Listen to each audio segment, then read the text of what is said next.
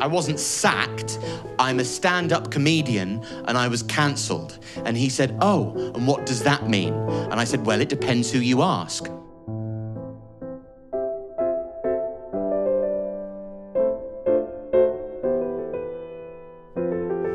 Give me a cheer if you've ever experienced remorse.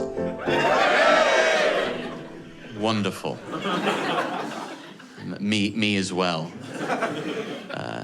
Now give me another cheer if you believe in the human idea of redemption, the idea that you can have done something wrong and then grow and improve as a person based on the mistakes that you've made. Fabulous. I killed a little boy.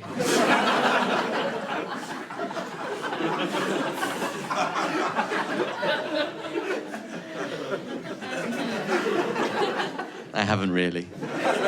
It's a joke. That's the first joke in the show. What I do is I get everybody to buy into the idea of redemption, and then I tell you that I've done something irredeemable, and it's gotcha, like. And sometimes I'll get a huge rolling laugh, and not always though. It's fine. That's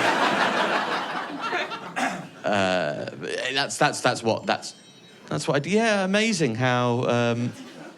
That's all right. What is it? I'm so sorry. It's time to take my meds. It's your time to take your medicine. Oh, dear. Well, I wouldn't want you dying 7 minutes into the show, would I? Thank God we're doing 2 shows, you know?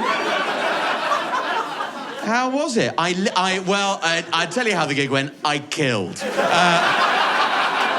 I killed. To the extent that one of the audience members is now sadly a corpse. Well, I hope you're all right. Are you going to be all right? Do you want me to stop for you to take your medicine? But we got enough room on the SD cards for him to take his medicine. I was expecting an easier start, to be honest, but with the feedback and now your, ailments, I don't know where I am. Do you want to take your medicine? Do you have it with you? No. Are you going to be all right? Okay, the heart's not going to go boom if I'm too funny, will it? I don't know what it is. Anyway, I don't have time.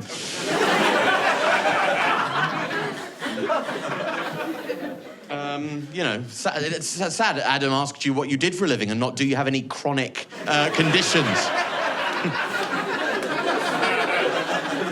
Maybe that's a better entry point for our Crowdwork possibilities. Right, well, give me a cheer if you've ever experienced remorse. No, okay. If we could all reinvest in that tension that I was building.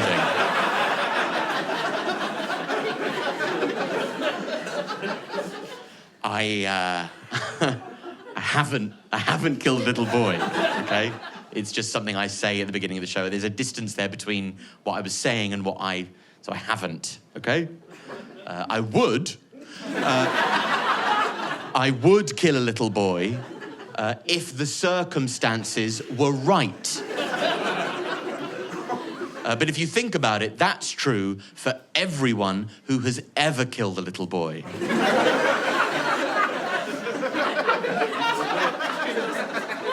It's just what those circumstances being right are differ from child killer to child killer.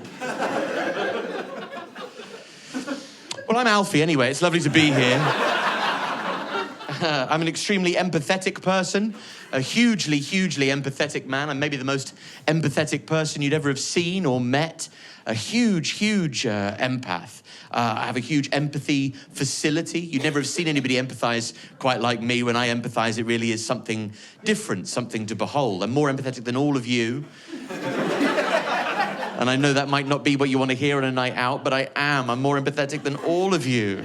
And I'm sorry, I have no idea how that must feel.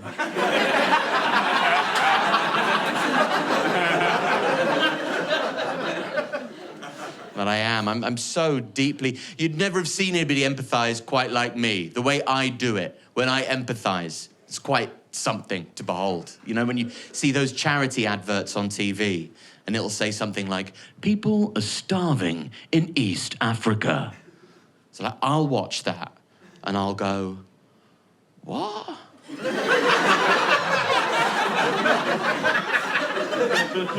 No! Oh. So that's pretty empathetic, I think, you know? The weird thing about me is that I'm so empathetic that not only can I empathize with those people in East Africa who are starving, I'm so empathetic that I can also empathize with the warlords and corrupt government officials who keep those people in starvation. Because I look at them and I go, yeah, you know, I get it. Okay? Power is addictive, you know? I want to keep my stuff too. I understand, all right? I can empathize with those who are suffering and with those who cause suffering.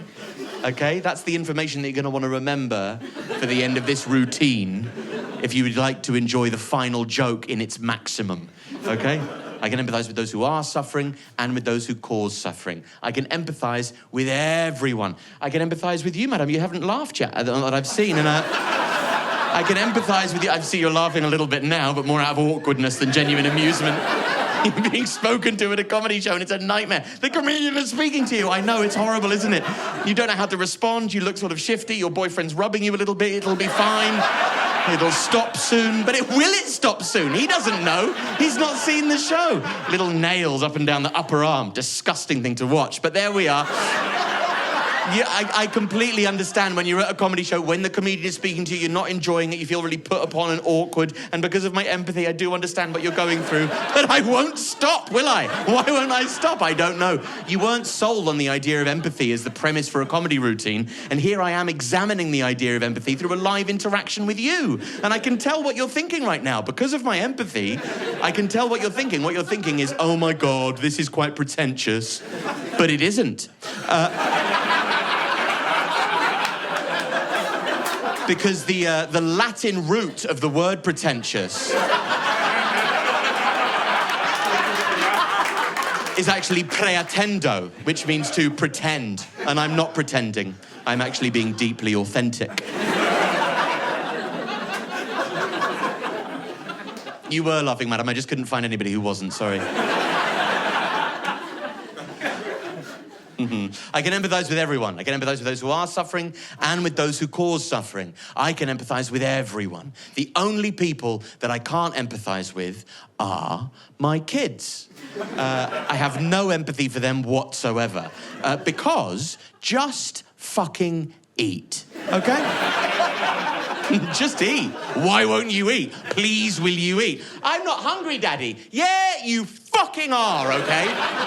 Yeah, you are, because you haven't eaten, and I need you to eat, because I love you with this really prepossessing intensity that means I need you to be nourished and grow and prosper. So please, will you eat? Because you haven't. Please, will you eat? I've made the pasta as plain as I feasibly could, okay? I didn't even salt the fucking water. Do you understand that? So here it is, your pasta a la fuck all, okay? Maybe if you're feeling Mediterranean, I can squirt some ketchup on there, I don't know. But will you please just fucking... Oh my God. Oh my God. No way.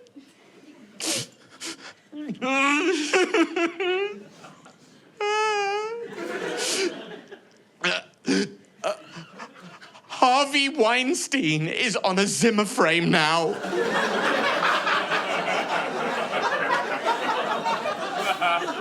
That must be so hard for him. Eat!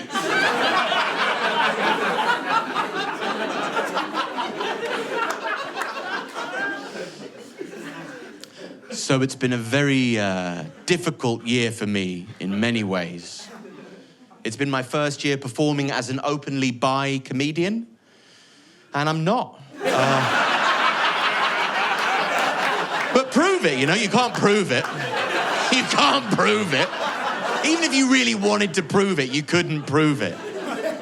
So I'm bi now, hi. A little bit of tension with a few of you in the room, I can see. That's fine. Who is the victim of this joke? I don't know, I can't wait to find out myself. I'll tell you something true, if that would put you at ease, audience. I'll tell you something true. I did come out as bi when I was 15 to my sister and to 2 of my friends. But from my heart, I can honestly tell you that I just did that for attention. The weird thing is that I'm the only person that's ever done that. Isn't that mad? How mad is that? Who is the victim of this joke? I'll tell you, it's one white woman that I know, okay? Don't know who's watched a lot of modern stand-up comedy by straight white men, but the white woman is the butt of a lot of jokes at the moment, and I think it's fabulous. I really do. I really love it. I enjoy it. I think it's very progressive. You know, finally, we're punching across. And I love it. White women, fucking... Because you're a white woman, aren't you? Yeah, so shut up. See what I mean? A huge laugh sweeps the room. What a wonderful butt of a joke to have. Fantastic. You know, that's how modern comedy works. Like, I hate women. Oh, what? No. I hate white women. Yes. You know, we found a new way to be misogynist, and I think it's pretty cool, okay? Okay, so those 2 jokes I've just done, those are quite good examples of what I do. All right? If you liked them, we'll have a wonderful time. I'm so sorry. What I do is I tell woke jokes in a non-woke way. There's no market for it.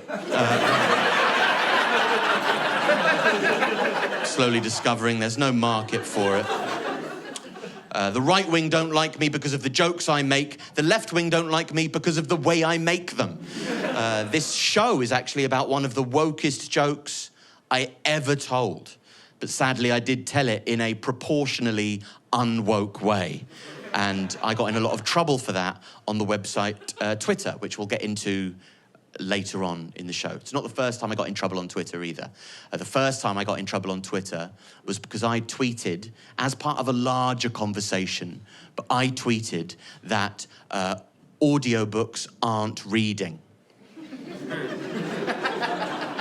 That's all I said. And I promise you, the only reason why I said that is because they are not. That's not what reading is. Reading is something very different to that. Reading is something else entirely. I did not say, and was very careful not to say, that audiobooks are a less valid way to consume literature. All right? They are. But I didn't say that. I just said that audiobooks aren't reading. And what happened next is I got replies on that tweet from just like 200 or 300 members of the blind community.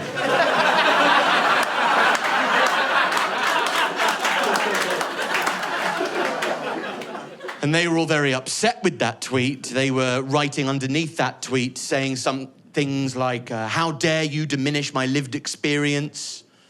Another one went, I was having such a nice day, and then I read this. And I went, well, you didn't read it.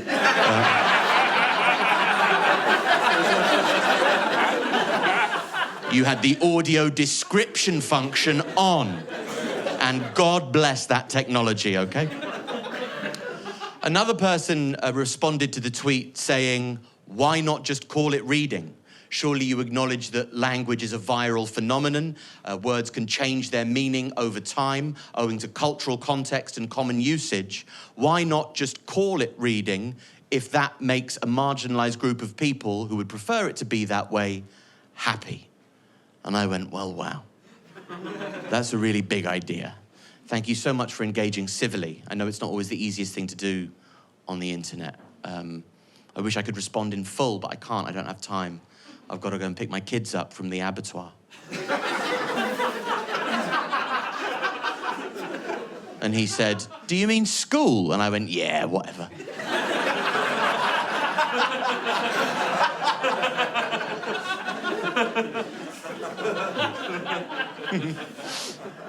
In October, half term of last year, 2023, so what, 11, 12, 13 months ago now, 14, I took my family to Center Parcs, and I was feeling a little bit grumpy. Now, me telling you that I was feeling grumpy is a guarded way of me telling you that I was suffering with depression. But I don't really like that phrase. It's quite an ornate phrase, isn't it? And it's also a tautology, isn't it? Suffering with depression. If I tell you that I'm suffering with depression, it suggests that in a different circumstance, I might be flourishing with depression. And I wasn't, I was suffering with it. Centre Parks is a bizarre place. I don't know if any of you have ever been. If you've not been to Centre Parks, then what Centre Parks is, it's a correction facility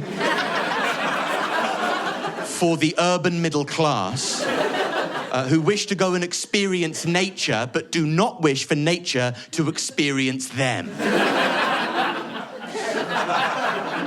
It's a very expensive place as well. And I couldn't afford it. My mum actually had to help us pay for the trip, for reasons that I'll get into later, but she had to help us pay for the trip to Centre Parks. And the way in which she helped us pay was actually by paying the full amount. It really doesn't get much more helpful than that, does it? Or indeed more personally shameful. But my kids wanted to go, and I love my kids. And you'll be aware, if you have kids, then you'll be aware, like me, that your love for your children exists very presently in the foreground of your mind. It never leaves. It exists always in the very foreground of your brain. That's where your love for your children has to live. That's where my love for my children has to live. Otherwise, I would beat them. So much more regularly than I presently do. People say, oh, it's great loving your kids, like it's this fun thing that you do. Loving your kids isn't good or fun. It's an anxiety-ridden nightmare. This kind of palpable horror that exists in your gut 24/7, worrying about them. I hope they're not, I hope they're eating okay. I hope they're not sick. I hope they're gonna be good at school. I hope they're not bullying people. I hope they're not being bullied. I hope that global warming doesn't happen. I hope nuclear war, it's just awful. There's just no way that I can carry on loving them with this intensity into my 50s and 60s. I won't survive it. There's no way that my dad still loves me as much as he did when I was a cute little boy. He's read Middlemarch. He goes on holiday a couple of times a year. There's no way he could do that if he was still going, fuck, I hope Alfie isn't jaywalking.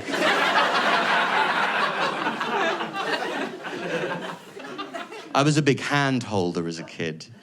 And I remember, I've got this memory of like walking down the high street with my dad. And I looked up at him and I went, Daddy, at what age do I have to stop holding your hand? And he looked down at me and he said, I hope you're never too old to hold my hand. And he and I actually went on holiday together. The month before I took my family to Centre Parks, he and I went on holiday together for the first time, Ile de Ré, just off the coast of France, in September. We were in the harbour looking for an ice cream. And I sidled up beside him and I slid my hand into his and I said, how about now, you old bastard? And he went, what? And I went, well, about 30 years ago, it was a fucking waste of time, isn't it? I've waited 3 decades to do that, and great. I love my partner too, Jessie. My God, I love her so much. And you'll be aware if you're in a relationship, you have a partner, how your love for them, it grows and it develops over time. It molds itself to the different people that you both become throughout the course of your relationship. I would not use the phrase, I love her more and more every day. I think there are certainly some days on which I love her much less than I did the previous day. But I think, were you to plot it on a graph, it would trend upwards. We've got a lovely little routine at Centre Parks, a lovely little routine that we'd love to kind of hold. We go to the little coffee shop every morning. Do you know at Centre Parks? Little woodland coffee shop sort of thing. Gorgeous little woodland sort of coffee shop, sort of woodland sort of thing. Starbucks, it's called. we go there and Jessie will say to me, hey, why don't you order the kids some baby chinos? And I go, hey, why don't you order the kids some fucking baby chinos? Because as I said, I was feeling a little bit grumpy. But I have to tell you that even in my best moods, I really don't take too kindly to the baby chino. I actually hate baby chinos with a really kind of bizarre, ferocious intensity. I hate baby chinos. I hate saying baby chinos. I hate them conceptually. I hate everything about baby chinos. I hate baby chino, please, with my self-respecting 37-year-old man's mouth. Baby chino. Who is baby chino? Who is that word for, baby chino? Is that so you could market the drink to babies? Is the baby supposed to go, oh my God, finally, something for me? You know what's fewer syllables than baby chino? Warm milk. It doesn't even operate effectively as a neologism, okay? The word baby chino suggests that the word cappuccino can be split into two parts, capu and chino, which it can't. The word cappuccino is so called because the brown top, the chocolate top of the cappuccino resembles the brown smock of the Capuchin monk, okay? That's why a cappuccino is called a cappuccino, is because it looks like a Capuchin monk. A baby chino doesn't look anything like a baby. For a start, the top is bright white. So I would suggest perhaps deacon as a... That's better, isn't it? I'll give you all a moment to enjoy how funny that is if you'd like. Doesn't seem to have caught you immediately, but I'm sure with a moment's hesitation you go, oh yes, deacon, deaconinos. If you take the mental journey yourself, you'll be very pleased. Deaconinos, 4 deaconinos for the bambinos. It's a lovely, lovely... thing. That's how the word cappuccino works. It's capuch, Capuchin monk, and then ino, things that are small in Italian often carry the suffix ino. For example, pipistrello in Italian is bat, and it becomes pipistrellino, little bat, which is Italian that I carry from being a teenager trying to translate Ali G's Batty Boy into Italian. It was a different time, miss. It really was, I promise.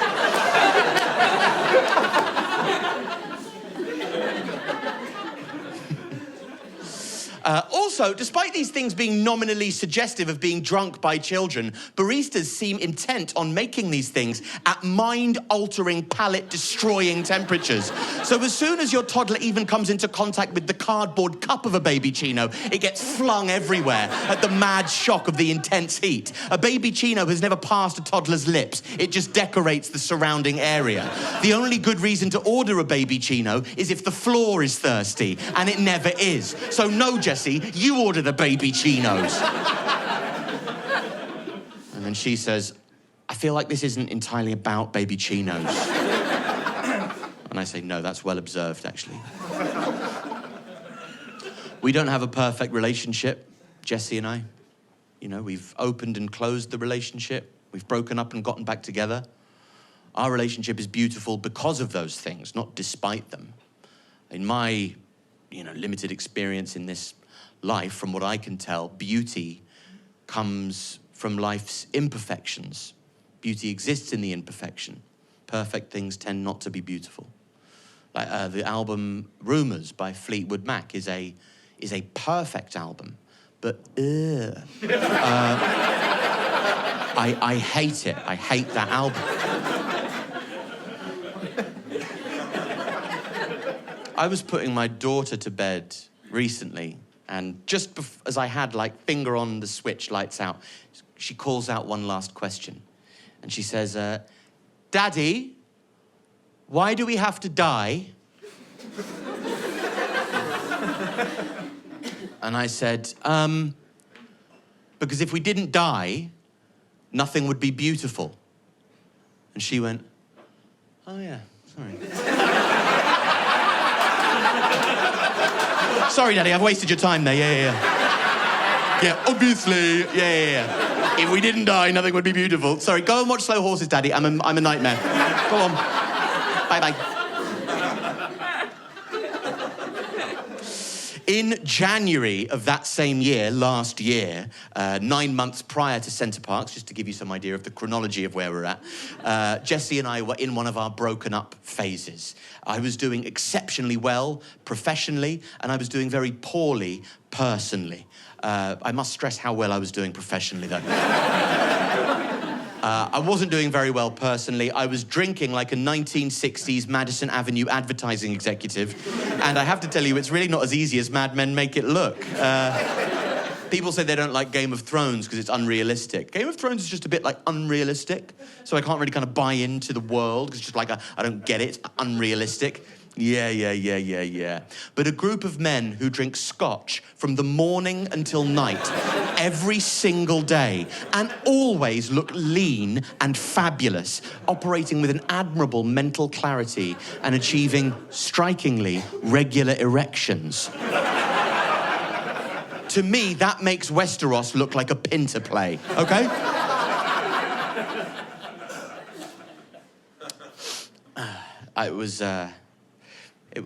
We were in a bad way. I was letting everybody down. I was letting my friends down. I let my friend Josh down. I slept through an appointment that I was supposed to keep for my friend Josh. And I was hungover, missed it. And he texted me and he said, I hate you. One message, 3 words, I hate you. And I let Jessie down on the same day. And she sent me one message, 3 words. It's, I hate you. They both texted me, these 2 people that I love texted me, I hate you, on the same day. And they hadn't collaborated. I had inspired that in them as individuals.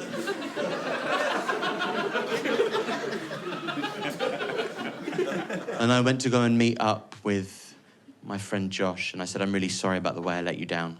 I don't want to be that guy. And he said, thank you for apologizing. I think the way that you let me down reminded me of the way that my parents used to let me down. And that brought back a lot for me. That's why I said, I hate you. And I said, well, you don't need to tell me that. That's very kind of you, thank you. I went to go and meet up with Jessie, and I said, I'm sorry about the way I let you down. I don't want to be like that. And she said, thank you for apologizing. You should know, the day before I text you, I hate you, I actually came on my period. And I went, right, well, thank you. All of this is starting to sound less and less like my fault, isn't it?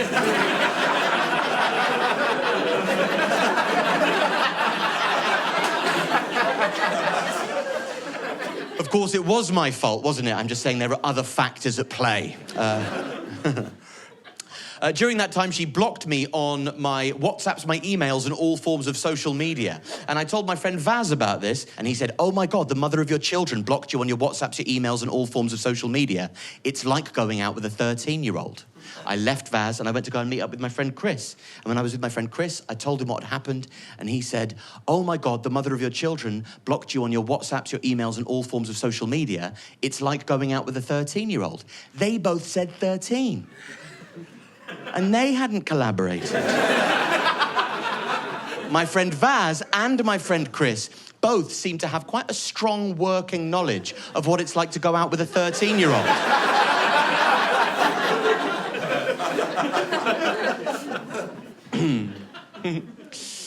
I became obsessed during that time with a website called tattle.life. Not a great website. It's basically like Reddit, but the heading of each forum is a different celebrity or public figure's name. And everybody in the conversation talks about how much and why they hate that public figure. And there was one dedicated to Jessie. Jessie Cave, the mother of my children, who was a public figure in her own right, owing to her time spent performing on the Sky One sitcom Trolleyed. That really should get a little laugh there. I suppose the reason why you'd know that that was funny and something to laugh at is the idea that she's a public figure because of her time spent on the Sky One sitcom Trolleyed. Should be funny to you because you would know being on a Sky One sitcom is not why anyone is a public figure. Because famously, nobody's ever seen a Sky One sitcom, have they? Nobody's ever seen them, but yet they still make them. Why? It's almost spooky, isn't it? Why does the Sky One sitcom exist when nobody ever sees it? It's a very peculiar thing. It's like a philosophical mind game, isn't it? If somebody makes a sitcom in the woods and nobody watches, like, blah, blah, blah, you know? It's a very interesting thing to kind of ponder, isn't it? Very, very interesting indeed. Like, if you needed to go into witness protection, sir, the safest place for you to be would be on a Sky One sitcom. I went on their website. I wanted to see what they'd written. Perhaps for the wrong reasons, I wanted to see what they'd written. And I found very quickly that these people had discovered a much more fertile soil in which to plant the seeds of their hatred. And that soil, it was me. They hated me so much. And I read every word they had to write about me. All these people writing, shit dad, ugly, adolescent man-child. You read all that and go like, fucking, I'm not ugly. Am I? I'm not ugly, am I?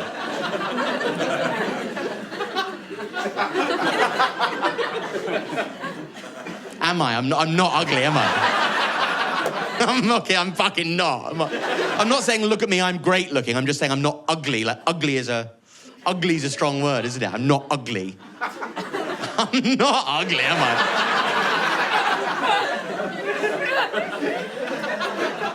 I don't know. It just made me lose faith in the other things they were saying, I guess. Poundland Russell Brand. That was another one. What is that? What is a Poundland Russell Brand? What is it to Poundlandify Russell Brand? Would that mean that I've committed more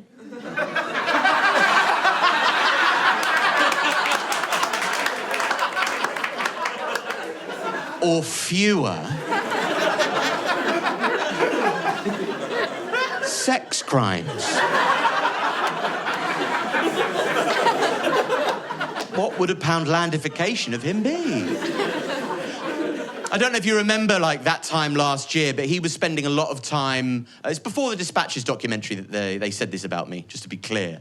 And we all knew what was going to come out about Russell Brand, and so did Russell, and that's why he made a lot of friends in the American right-wing free speech movement. People like Tucker Carlson and Ben Shapiro became his friends, and he befriended them because he knew when he finally did get cancelled, not cancelled, like arrested. Should be a different word for him, shouldn't it? Should be. But it's not. He knew that when he finally did get arrested, then he could go, you see, it's the mainstream media elite suppression of the emancipatory capacity of free speech for the working man, and the working man free speech emancipatory capacity offsets free speech suppressed by the mainstream media elite.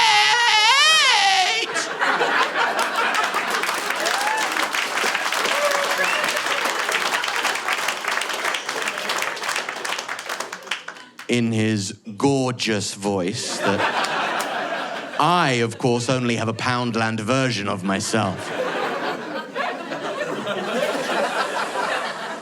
During this time period, I asked to meet up with Jesse using one of my subsidiary email addresses. I asked for a place and I asked for a time to meet up, and she said yeah. She gave me both. The time that she gave me was actually half an hour into that day's Liverpool-Man United fixture. But I chose not to bring that up, and I thought that showed a great deal of progress, actually. We met up, and I said, listen, I don't like who I am, really, at the moment. I don't like the way I'm being. I'm really struggling, and I'm sad, and I miss you, and I don't want to stand here in front of you and do that cliche of a man going, oh, poor me, I'm so bad, I'm so awful as a man. you know, you're also a nightmare.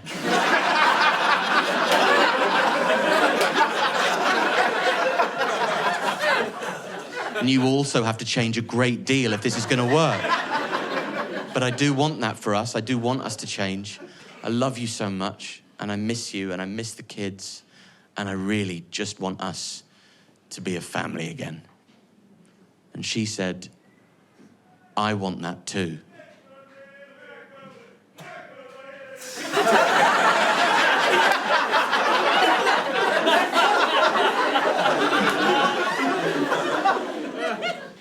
Yeah, sure. Could anybody identify that chant? Well, it sounded like we hate Chelsea and we hate Chelsea, but it seems incongruous for the toilet of a Manchester venue.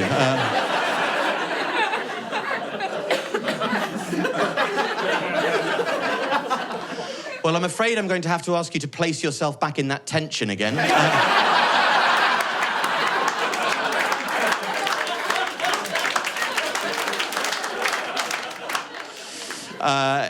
If anything, this routine is so much more contingent upon the development of tension than the last one. So we keep our fingers crossed that you find it amusing. I mean, there's a little pocket of audience here that haven't found anything amusing, so why would they? But I'm more relying on the Alfie Brown ultras over there.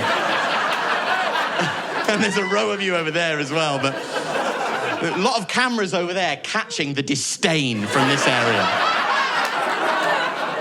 Yeah, that was so funny. I really like you, but in an antagonistic way. I feel like you're the Jets and I'm the... You see my side story? Sorry? Would you say it's fine?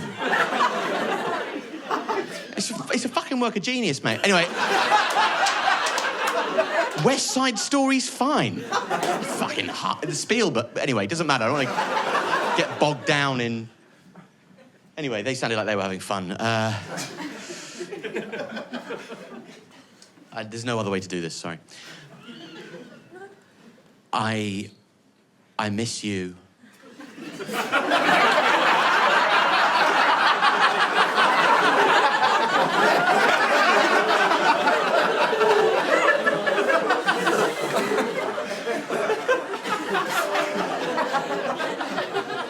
It's amazing how insincere it is when I do it like this, isn't it? Just acting, aren't I? Just acting. I'm just an actor. It's like a script and I've learned it. But I can still... I've not touched you, I'll touch you. You're a man. There are rules.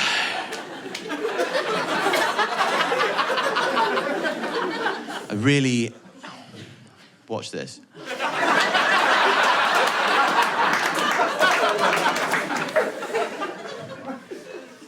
I miss you, and I miss them, and I just want us to be a family again. And she said, I want that too. And I lost a lot of respect for her then.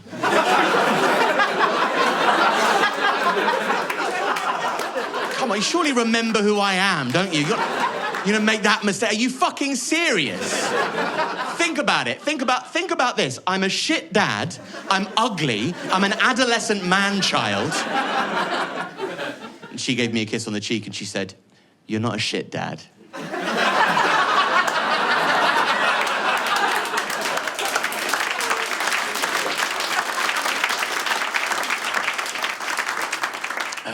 I don't know. I could be. I have no idea. I could be a shit dad. It's in my interest to believe that I'm not a shit dad. So I believe that. But you should be quite skeptical of things that it's in your interest to believe. I never wanted kids. Never wanted kids. But then I never wanted Mo Salah to join Liverpool, so... I don't know what's best for my happiness, I suppose is the point I'm making there. And now I think back and just, wow, how naive was I, you know? Nowadays, I love Mo Salah so much. I bore all my friends to death talking about Mo Salah the whole time. I'll be in the pub and everybody just wants to get on with having a pint and I'm showing them pictures of Mo Salah. Look at Mo Salah! Salah there. Look at Mo Salah. He scores so many goals, you know. He scores so many goals. I only ever wanted a dog. That's all I ever wanted. Still want a dog. We're in family negotiations about it at the moment. I want to get a giant schnauzer. I've always wanted a giant schnauzer. And Jessie doesn't want to get a giant schnauzer because she's worried if we get a giant schnauzer, it's obviously it's big dog, it's giant. And it's a German police dog. And she's worried that if we get a giant schnauzer, it will kill her and the kids. And it's an awkward conversation to have with your partner, to say to her, baby, come on. Statistically, I am so much more likely to kill you.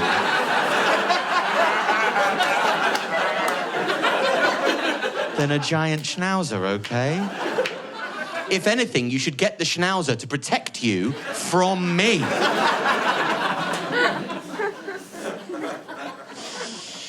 One of my things that I was most excited about doing at Center Parcs, one of the things that I was really, really keen on doing was I wanted to teach my son how to ride a bike.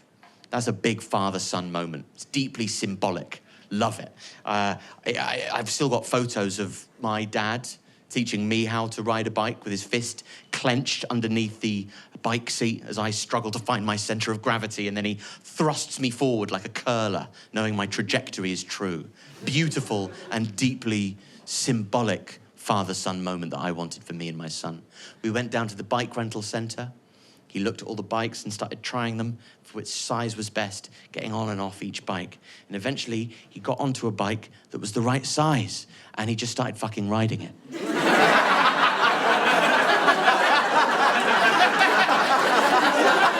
Fucking get back here and fall off now! Have you been seeing other dads behind my back?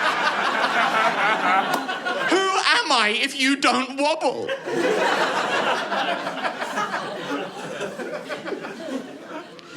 Later that day, we went to the main attraction of Center Parcs, the subtropical swimming paradise. I don't know if anybody here ever been, but you'll know, if you've been like me, there is a little bit of a distance, isn't there, between the name of the subtropical swimming paradise and the reality of the subtropical swimming paradise. To an extent I've not really seen since the Democratic People's Republic of North Korea.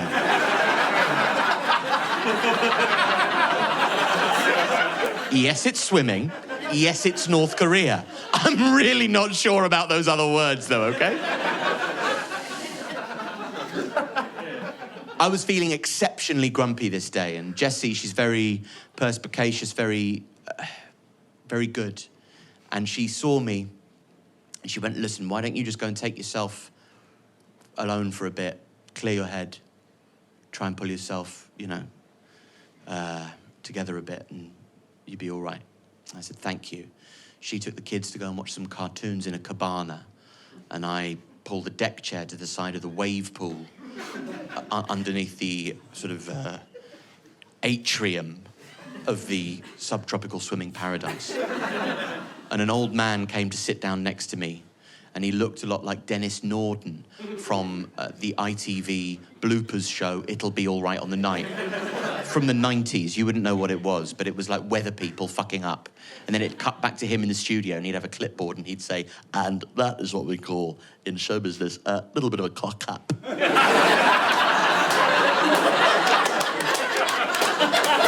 And you can hear from that applause over there that that's actually quite a strong impression.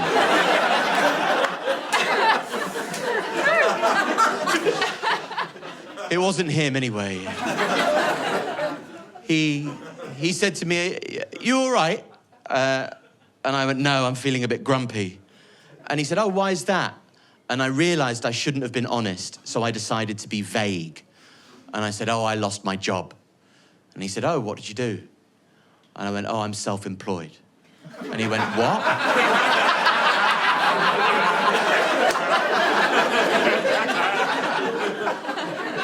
what the fuck are you talking about? Sorry. And I went, it's not like that. It's not like I wasn't sacked. I'm a stand-up comedian and I was cancelled. And he said, oh, and what does that mean? And I said, well, it depends who you ask. If you ask somebody on the left wing, then cancellation is a way of framing a bad person who's done a bad thing and is finally suffering consequences as a victim. And they'll be fine, nothing really happens to them. And if you ask somebody on the right wing, then cancellation is a cruel and unnuanced way of publicly destroying somebody who's displayed some human fallibility or shared an opinion outside the acceptable consensus. And it's devastating and they won't be okay. And the old man said, oh, and who's right? And I said, well, they've both been right and now they think they're always right. And he said, wow, and what happened to you?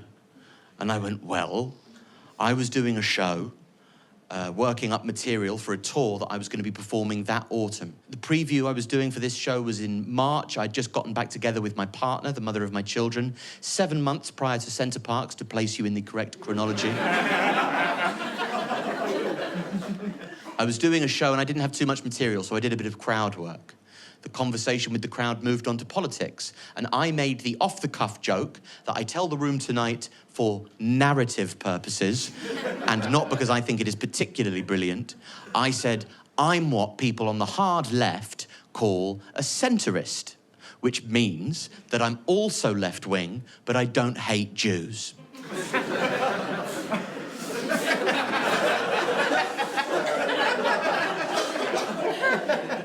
Even when set up like that, the joke usually does get more, but whatever.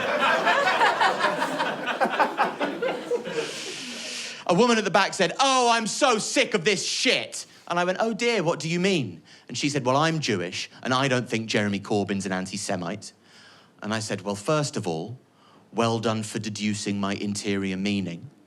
And second of all, I'm a non-Jew, and I don't really think it would be okay for me to argue with you about what constitutes anti-Semitism. I don't think that would be the right thing for me to do, no matter what I might believe. And that's something we have to be, just to put a pin in the show for a second, that's something we have to be deeply aware of as comics. What opinions are we entitled to hold? Given our own lived experiences, what do our lived experiences mean that we have the right to talk about? It's an even bigger deal for people like screenwriters, playwrights, novelists, people who author characters. Do they have the right to author these characters if then they don't share the lived experience of the character that they're authoring? It's a big idea in art at the moment, and it's something I try to be deeply sensitive of in my new sitcom, which is obviously about a 37-year-old straight white father of 4.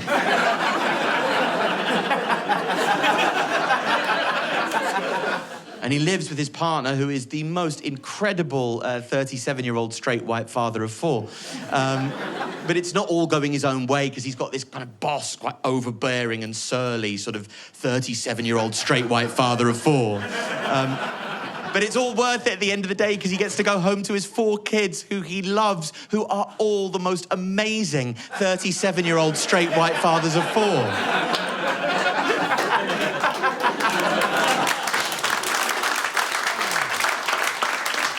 Or art, I suppose, or art. The next day, the woman from the gig, she gave a rather heroic retelling of our encounter on Twitter. And she wrote about her experience at the show, quite bold terms. And I decided to quote tweet that tweet and give a response and get into a little bit of Twitter, an altercation with her, because Twitter altercations I'd seen, they were quite a good way of selling tickets for one's tour that autumn. That is what we call in storytelling a little did he know moment. What I tweeted was, I said, the reason why I speak more about Jeremy Corbyn's racism than I do about Nigel Farage or Boris Johnson's is because I feel like comedy possesses other staff members who cover Farage and Johnson fairly adequately. But the political moral crusaders in comedy seem to leave Jeremy Corbyn well alone. So I've decided to take it upon myself to highlight some of the things that he's done, said, ways he's behaved, etc. What happened next was the Corbyn fans found that tweet. Do you remember Corbyn fans from about 5 years ago? They've been replaced in the zeitgeist by Swifties. But they're very, very similar people. If you take issue with their chosen icon, they will try and destroy your entire life. They're kind of demented. It's not the same like phenomenon necessarily. It's not exactly. It's not a new phenomenon. You've had this for years. People who offer vulnerable people easy answers about the way that their life isn't the way that they'd like it. You know, homelessness is bad. Brilliant. For Taylor Swift, it would be like she sings, "I had a breakup and it wasn't my fault." And everybody goes, "Fuck." Yeah, me too, actually. That's bizarre. I'm also not to blame for any of my breakups. Adele got big off the same thing, star signs, ISIS. They all operate in a very... I'm not saying ISIS are as bad as Corbyn and Taylor Swift. I'm just saying that... I got that the wrong way around for comedic purposes.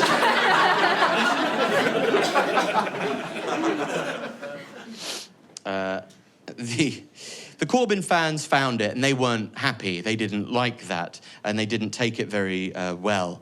They decided to excavate my entire online back catalogue to see if they could find any clips of mine where I would say something that might invalidate my opinion on Jeremy Corbyn.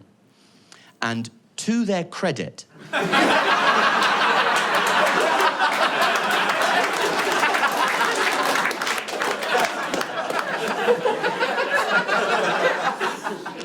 They found a routine of mine from 10 years ago, filmed 8 years ago. The joke was from 10 years ago, which was an aspirationally anti-racist routine that turned out to be a racist routine.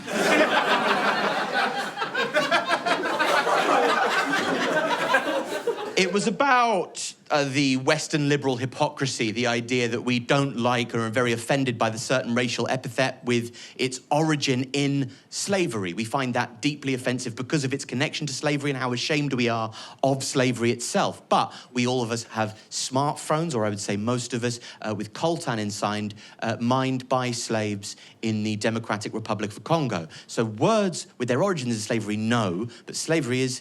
yes, good. So that hypocrisy, back in that time, I decided to highlight the shock of this hypocrisy, and to highlight the shock of this hypocrisy, I used the N-word. Yeah, I am reluctant to say too many times.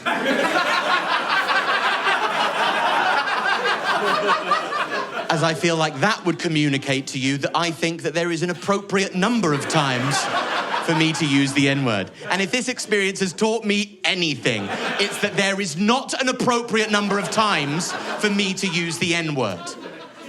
The clip got shared thousands of times. It got over 2 million views. I'd never had a stand-up clip go viral before. It wasn't quite how I imagined it, actually.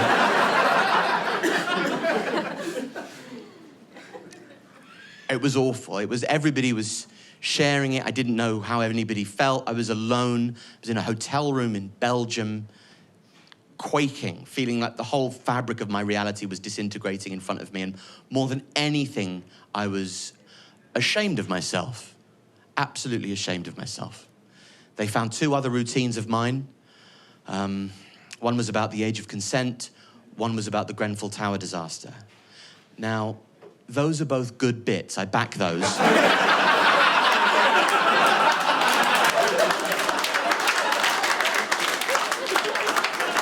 If you don't like them, that's on you. It's your fault for being stupid, I think. The thing about this is, what we're doing now is we have a dual responsibility, don't we? It's my responsibility to be able to effectively communicate meaning, and your responsibility to be able to infer it. And if you don't get those 2 bits, I think it's on you. I did my bit. I don't care. They also found out who my mum is, Jan Ravens from BBC Radio 4 Comedy, Dead Ringers. Thank you very much. That's, of course, how she was able to afford our trip to Centre Parks. She's got all that Radio 4 money knocking about. You know what they're like at Radio 4 these days? Awful people. Fucking, oh, yay! Fucking Radio 4, who fucking wants some? Radio 4, on the Radio 4. Maybe that's what those lads were from outside. The Radio 4 Christmas party. Oi, Rachel!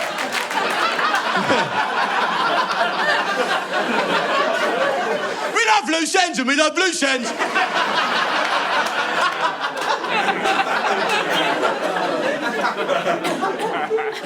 She actually wired me the money from BBC Radio 4 HQ in Monte Carlo while Giles Brandreth snorted a line of coke off her neck.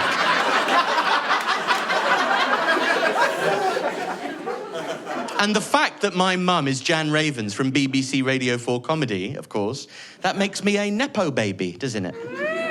It does. It makes me a Nepo baby. And that, I'm not sure if you know about Nepo babies, but in the modern cultural realm, that puts me on a similar reputational level to Dr. Harold Shipman. And I agree with you. I hate Nepo babies. I hate every single Nepo baby. I hate Bill Oddie's daughter, Rosie Oddie, despite how pleasant and intelligent she is every time I meet her. And I vow not to give her any respect until she dedicates herself to pursuing a career that is well outside the area of interest that she's been exposed to for her entire life. I don't know Maud Apatow, but I hate her. I hate Mark Steele's son, Elliot Steele, despite the fact that I like him and he's one of my friends. I hate Mary Shelley. I think Frankenstein's shit. I hate all plumbers and butchers. They can get lost as well. I hate Lenny Bruce, and I hate Oscar Wilde. I hate Pericles, loads, by the way. I hate all the sports people, Erling Haaland, Xabi Alonso, Frank Lampard, who I do actually hate. Steph Curry, Rafael Nadal, and Stuart Broad. And I'll tell you one thing for free, okay? I'll tell you one thing absolutely for free. You know who isn't a Nepo baby? It's Dr. Harold Shipman. He grew up on a council estate, and his dad was a lorry driver. And he became a doctor.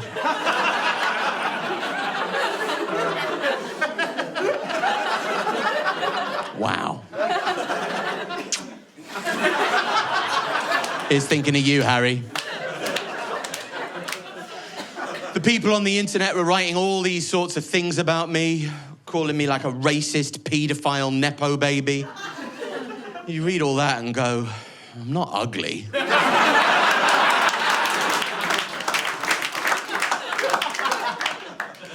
We started writing an apology together. Me, my director, and my friend, Adam, we'd worked together for years, and me and my manager, Chris, also worked together for years. These people were working with me when I filmed the clip that went out, so I knew that we were in this together. And I felt bad for putting them in this situation, so I wanted to do whatever it was they said was the right thing. We decided we were going to write an apology and tweet it. We were going to go the Twitter apology route. My manager, Chris, was very keen to add audio description to the tweet. Great. They'll love that, won't they? We put out the apology and nobody really cared. Nobody liked it. Nobody bought it, I should say. People wrote underneath the apology on Twitter saying things like, "You're only apologizing because you got caught." Yeah.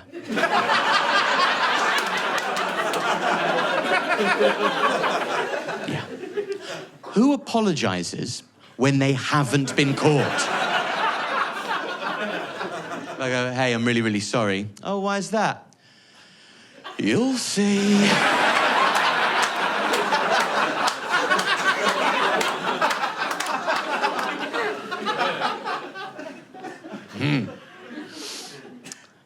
A particularly keen member of the Corbyn Twitter community called @RedCollective was busy calling up all of my tour venues and asking them to remove me from their autumn scheduling. Many of them duly obliged. I lost a lot of TV work, thousands of, pounds worth. All my future earnings were falling away into nothing.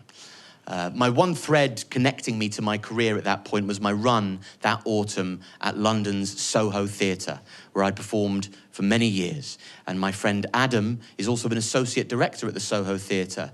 So it was in on the meeting when they were talking about what they were going to do. And at that meeting, it was decided that because the head of comedy at the Soho Theatre had seen my show in Edinburgh in 2014, when I made that joke with that offensive language in it, and then off the strength of seeing that show, seeing no fault with it at the time, giving it a run at London Soho Theatre, and off the strength of that show, co-producing my show the following year in Edinburgh, because they were complicit in the show's initial airing, they thought they were in no position to cancel the show. Well, that made me feel a lot better. The next day I had a meeting with my manager. We met in the pub.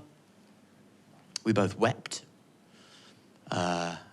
He told me that this had catalysed the end of our working relationship, and that whilst he'd helped me through this difficult moment, I was being dropped, basically. And the important thing is not how I feel about that. The important thing is that I've written and toured a show throughout the United Kingdom that I'm now filming, and he isn't.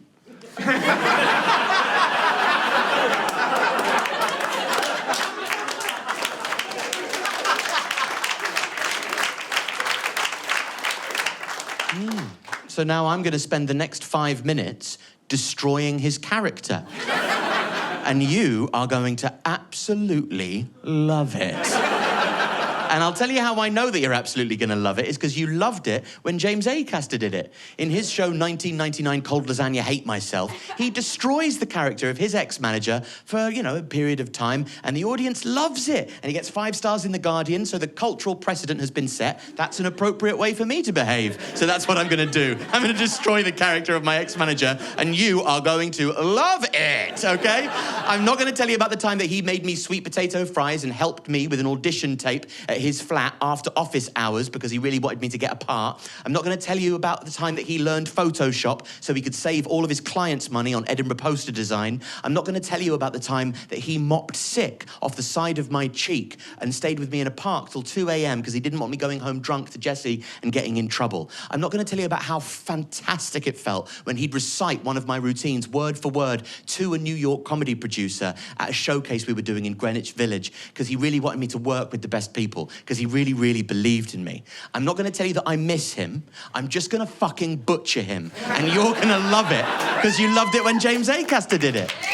You loved it. You loved it. You loved it so much that you decided to pay him and Ed Gamble footballers' wages for talking to Ray Winston about falafel.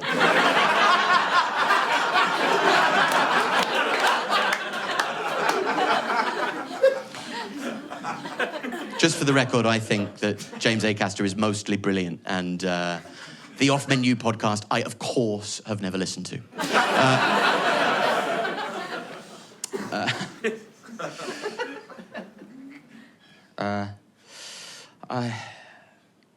The next day, after that meeting, I was due to fly to Australia, where the first ever cancelled people went.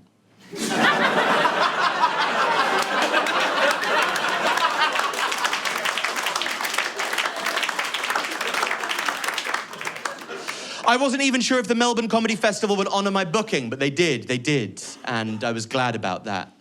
I felt so nervous being there. All the other comics that had flown over from the UK, I wasn't sure who still liked me. I'd be walking around Melbourne and see, Chloe Petts out for a jog, and I would hide behind a tree because I wasn't sure how they felt about me now. I was just terrified. My friend Adam, my director, remember, he bought me tickets to go and watch the Melbourne Grand Prix while I was there. He just surprised me with them, sent me off to go and watch the Melbourne Grand Prix as a surprise, just to cheer me up, really. And it really, really worked. And the next day after the Melbourne Grand Prix, he had a stroke and fell into a coma, which really undid a lot of the good work the Melbourne Grand Prix had done.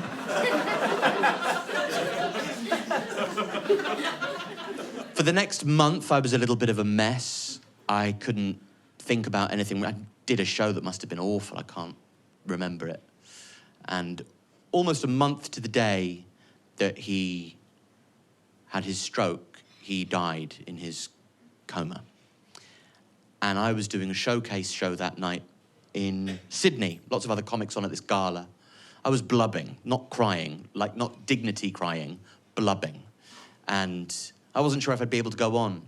And a wonderful comic who I really, really like, called Lucy Bloom, was there. She's so great. And what you should also know about Lucy Bloom is that she's walking at about 6'1", and she mentions on stage quite frequently, amongst many other wonderful things that she mentions, but she does mention quite frequently the size of her not inconsiderable breasts. So she offered me the hug, and I accepted the hug. And I put my head on the shelf. And I think when somebody dies, it's the implausibility of the death that gets you. Like, I just don't buy it. I don't buy that he's gone. I just struggle to really believe that. How could you really reconcile yourself to a reality in which this love now has nowhere to go? Something short circuits in your brain and all it knows how to do is cry. I can't bear it. And it's coming out in this chaos of feeling. And I'm crying, thinking all of this. And at the same time I'm thinking all of this and crying, I think, no, these are massive, actually. Because there's no respite from that, at least not for me. Very shortly after that, I went home. I couldn't deal with the end of my Australian run. I'd cut it short, cost me more money. And I went back, and I had a meeting. They called me in, the Soho Theatre. And the head of comedy at the Soho Theatre and an associate at the Soho Theatre took me in for a meeting. They wanted to know what the deal was. I accepted the meeting, I met up with them. The associate from the Soho Theatre is also, you should know, a former member of the sketch group Late Night Gimp Fight. I don't know if anybody here has ever been moralised at by a former member of the sketch group Late Night Gimp Fight.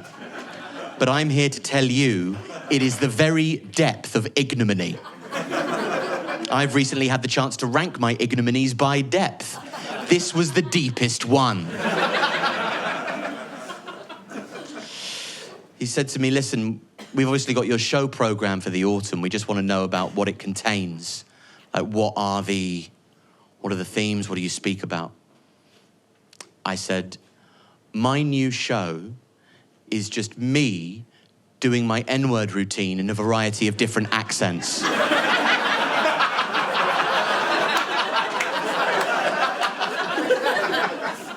And to their credit, they both laughed. Despite what they might tell you now, they both laughed. The former member of Late Night Gimp Fight mused. And he said, do you regret that routine that you did all that time ago? Do you regret the things you said in that routine all those years ago? And I said, yeah, of course I do. I deeply, deeply regret it.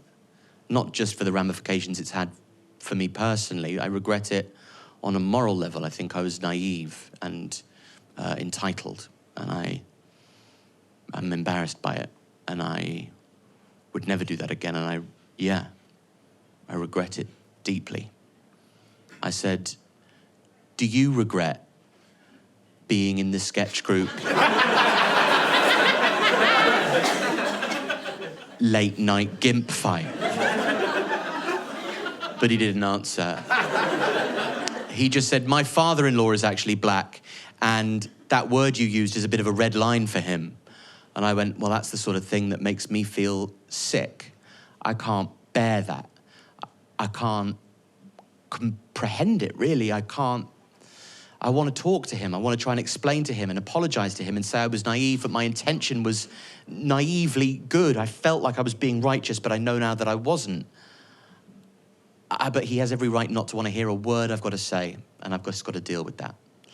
I would also say it's a good thing that your father-in-law isn't the one who decides whether or not my Soho run goes ahead.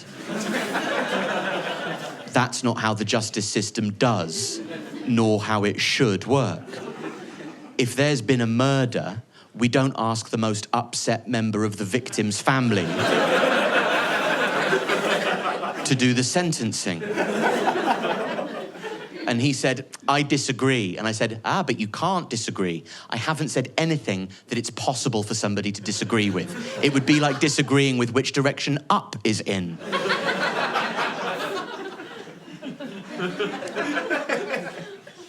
I said, do you remember that sketch that you used to do when you were in your sketch group, Late Night Gimp Fight?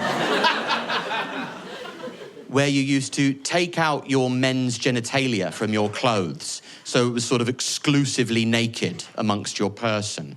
And then when your men's genitalia was exposed, you would clamber amongst the audience and put your men's genitalia in the personal space of the assembled audience.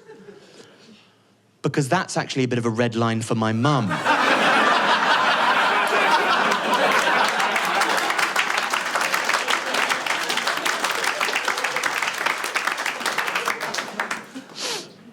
He said, are you working with a director this year? And I went, no, I'm not working with a director this year.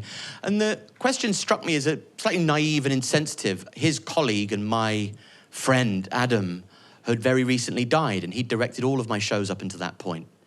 I said, no, I'm not working with a director. He said, have you considered working with your friend Jamali? And I said, no, I'd not considered working with my friend Jamali. I suppose because he's never directed anything before or shown any interest in directing anything before, and because whilst he's one of the kind of greatest stand-ups that you can have the pleasure of watching live, I think his greatness is in his presence, his being in the moment, quality. It makes him an electric performer to watch, but also makes him somebody that might not be the best suited to the directing of comedy. I think what you've done is, you know that I have a black friend.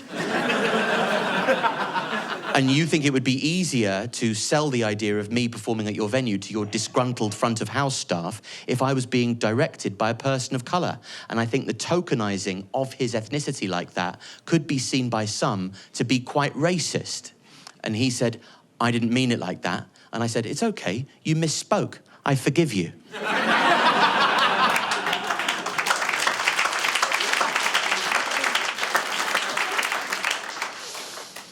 They cancelled that show. They cancelled the run. But it did free up a week in October when I was able to take my family to Centre Parks. Albeit I was feeling a little bit grumpy. And then the old man next to me said, and that is what we call in show business, a little bit of a cock-up.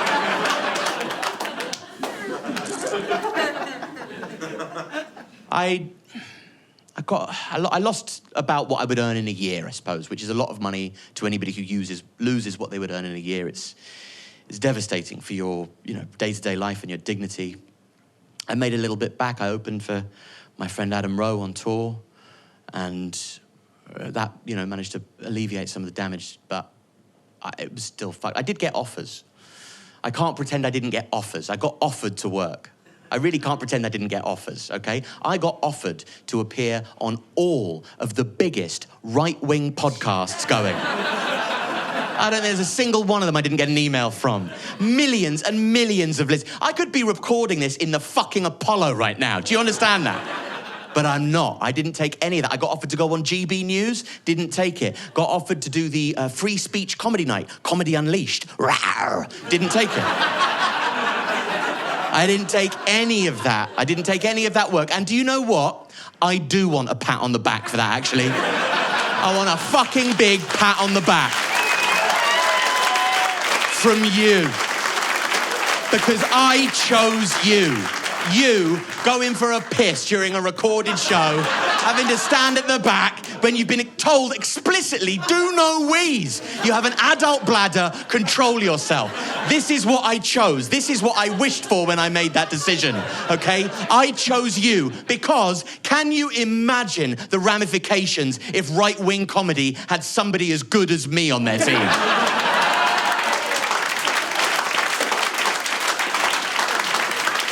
They wouldn't know what to do. I made my mum so worried during that time. It's an awful thing, really guilt-inducing thing to make your mum worry so much. She would call me up so frequently. Alfie, I'm worried about you. Alfie, you okay? She rang me up once and she went, Alfie, I'm scared. You okay? She said, Alfie, can I ask, have you thought about killing yourself? But she got her intonation wrong.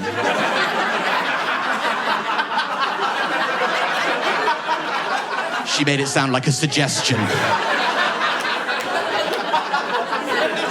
Alfie, just a quick one from me today.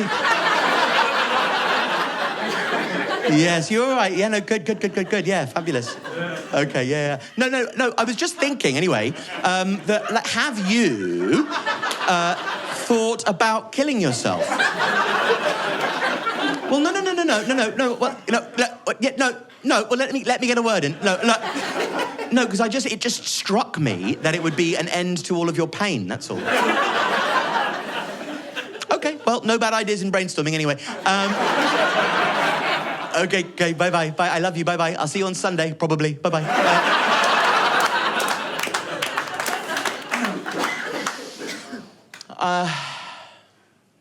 I am sorry, by the way, for the routine that I did, 8-10 years ago. I am sorry. I think sorry, fuck. It's such an exhausted word, isn't it? Sorry. Like, I knock your drink. Sorry. I bump into you. Sorry. Said the N-word. Sorry. Same word for all those jobs, you know? Doesn't feel right. I think if you're gonna be sorry and truly mean it, you should think about what the word sorry is, what it is to apologize. If I apologize, like, am I my sorry? Do I exist in the state of sorry itself? And if I exist in the state of sorry itself, am I sorry in perpetuity? Or am I one day allowed to let it go? And if my apology is something that I give to you and you receive it, is that better? If you're gonna be sorry, then you should know what you're being sorry for. Am I sorry I said the N-word? Yeah. Hardly feels like enough either. You should be acute, precise with your apology, so it means more. And what I am sorry for is that I was reckless with words that have been used to hurt people. I was careless with that, and I enjoyed the transgression. And for that, I can say I am deeply sorry. And now I am an unapologetic comedian who has apologized, and I don't really know where that leaves me. It's not the thing that I'm most sorry for in my life. It's the thing I got in trouble most for, but it's not the thing I'm most sorry for. The thing I'm most sorry for was maybe about 5 years ago. I was doing a comedy night in central London called Old Rope. And I was on the bill. My friend Adam, my director Adam, had come along to take notes, but just to hang out, really. And there, Alan Carr was on the bill, and I love Alan Carr as a comic and a bloke. Great fun. And I said to Alan, look, do you want to come and have a drink with us afterwards? And he said, yeah. So it's me, Alan Carr, and Adam all having a drink together afterwards. And Alan Carr said, about 15 minutes into the chat, he chimes in and he goes, I officiated Adele's wedding. And we hadn't asked. It seems to be a social tic that he has. Every now and again, he will just say that out of the blue. I officiated Adele's wedding. No, sorry, sir. What's your sort code?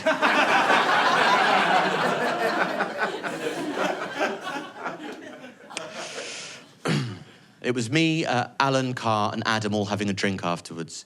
He said that, and as soon as he said, I officiated Adele's wedding, I chimed in and said, oh, my best friend Vaz asked me to officiate his wedding. And as soon as I said, best friend Vaz, Adam bristled. He went, oh, steady on, mate. He didn't like the idea of me calling somebody else my best friend. He'd never displayed vulnerability like that to me before. And I was so moved by it and so nervous, and immediately I got like flushed with embarrassment. My knees went weak, I got a knot in my stomach, my face went all red. I didn't know what to do. And I wanted to grab him by the face and go, no, no, no, no, no, no, no, no. You are my best friend. I love you. I love you so much. Like, best friend at this age isn't just somebody. Like, it doesn't have to be one person. It can be just somebody that you have this is a deeply romantic friendship. This is a really special thing. I really love you. I would suffer for you, and I'm so proud, not just to be your friend, but to be the kind of person that you want to be friends with. I love you. You're my best friend. But I didn't say any of that. And I'm more sorry for that. And if I had said that, then maybe Alan Carr could have officiated some sort of friendship wedding for us. He could have said, do you, Alfie, take Adam in sickness and in health?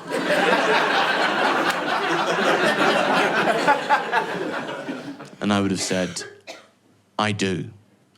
And even though Adam died on April the 29th, 2023, our marriage still would have lasted longer than Adele's.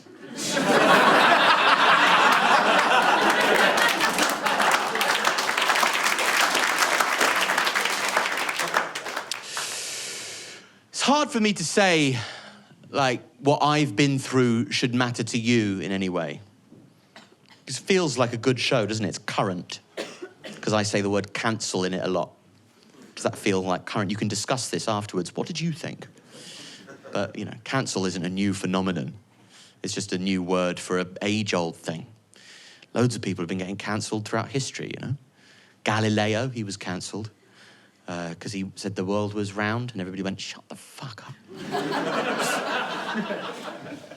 Jesus, probably the most famous and arguably sort of cancellation's patient zero.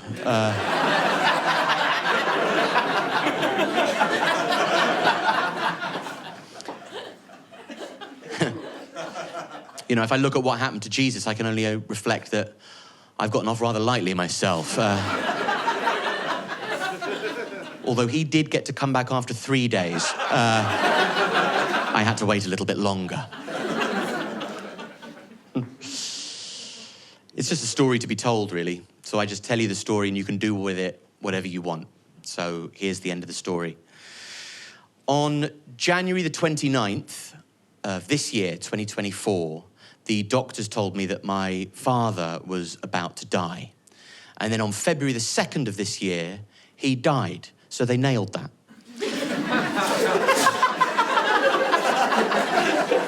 I phrased that in a funny way so you'd laugh. Don't feel bad. They called us in. They called us in on February the 2nd, and they went, listen, we just want to let you know it's today. We think it might be happening today.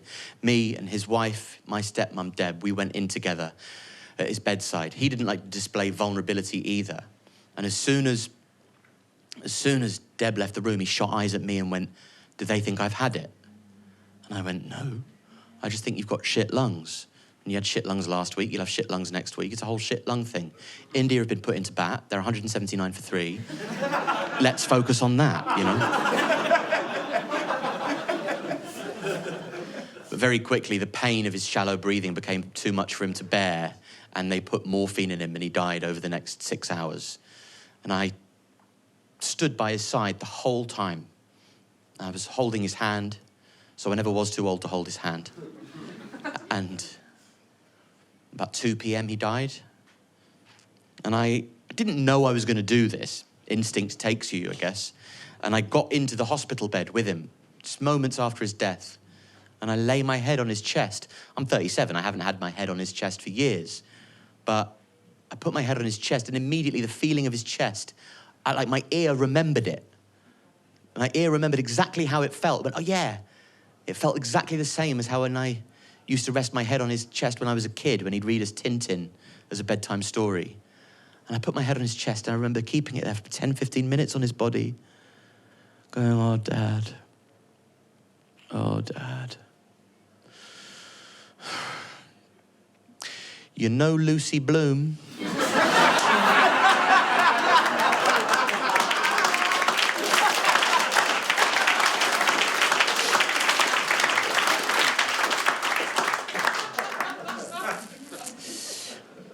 About 10 minutes later, Steve Coogan walked in. Do you remember? I'm a Nepo baby. You jealous? I wept with Steve Coogan over our grief. You jealous? We were the only two people left there for some reason. I don't know why. Everybody else kind of got off, but I didn't want to leave. I knew he was going to be late. I don't know. I said to the nurse, do we have to go? Like, can I stay for a bit? I don't want to leave yet. I know he's gone, but I don't want to. Can we stay for a little bit longer? And she said, yes, of course. You can stay for a bit if you want. In about an hour, we're going to get him cleaned up, and then we're going to take him down to the morgue. And you can't come down to the morgue with us. And I said, yeah, of course. Especially not with a bloke who's just been playing Jimmy Savile.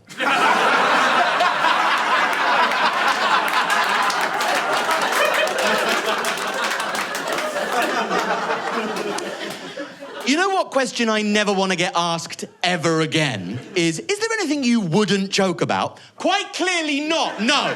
There is nothing that I wouldn't joke about. And we immediately need to disabuse ourselves of this idea that by joking about something, I'm not respecting it, or I'm not taking it seriously, or that I'm being frivolous about something. That's wholly false. The joke is just a prism for the idea to move through. And if we're going to think that stand-up comedy can be art, which I would love to, by the way, and if we're going to accept the idea that art is here to change the atmosphere of our lives by giving us perspective on what humans and nature are capable of, how we intersect, and the very essence of what it is to being a human who exists, then we're going to have to allow for the idea that it goes into some uncomfortable and difficult to navigate places. And it might make you feel uncomfortable sometimes, and that's okay. You just can get over it, okay? And then beyond that, we might fuck it up if we're trying to do this. We might fuck it up. If this is going to be any good at all, we have to be allowed to fail.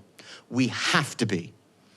And my dad, he came to see a work in progress of this show in August of last year, 2023.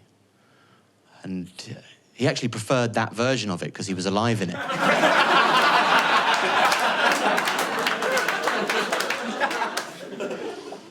And he said, you know that joke that you do where you say, there's no way that my dad still loves me as much as he did when I was a little boy?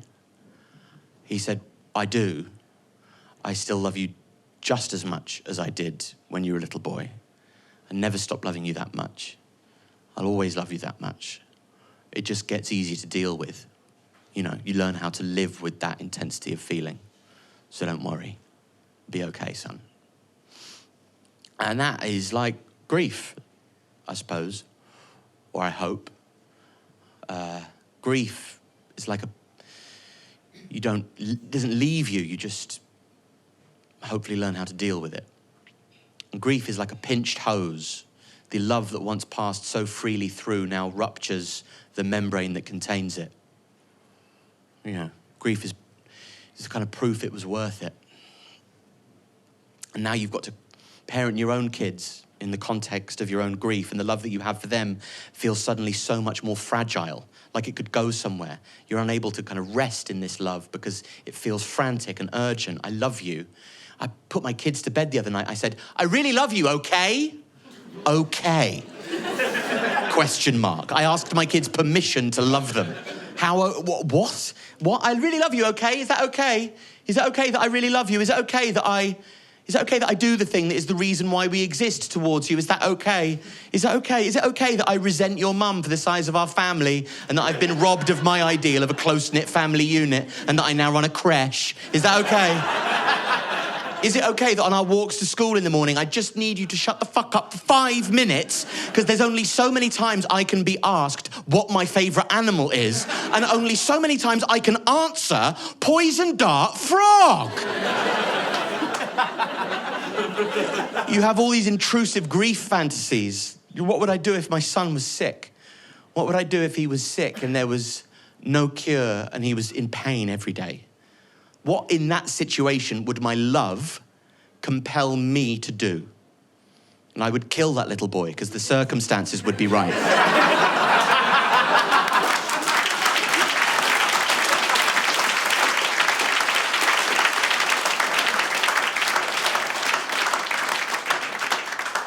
It's amazing what your love can compel you to do in certain situations. It's It's really remarkable. Like, it's not... Sometimes it can make you fuck up a little bit, be over-enthusiastic, go too far. But sometimes your love can compel you to be selfless and generous and act in the interest of others despite yourself in a way that you never thought possible. And it's that kind of love that is the reason why... It's the reason why, at the end of this tour, I've actually rebooked to take the family to Centre Parks again.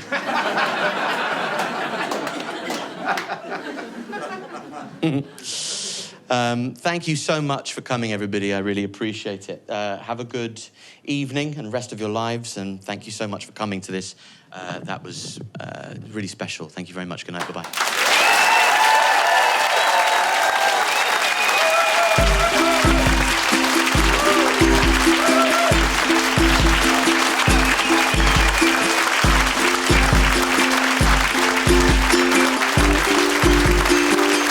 Love is better than ice cream with the strawberry jelly underneath. Love is better than chocolate, and it's slightly better for your teeth. Love is better than fun fairs. It's a ride where you never touch the ground. Love is better than Christmas, and it's every day the whole year round. Never give up on love. Never give up on love.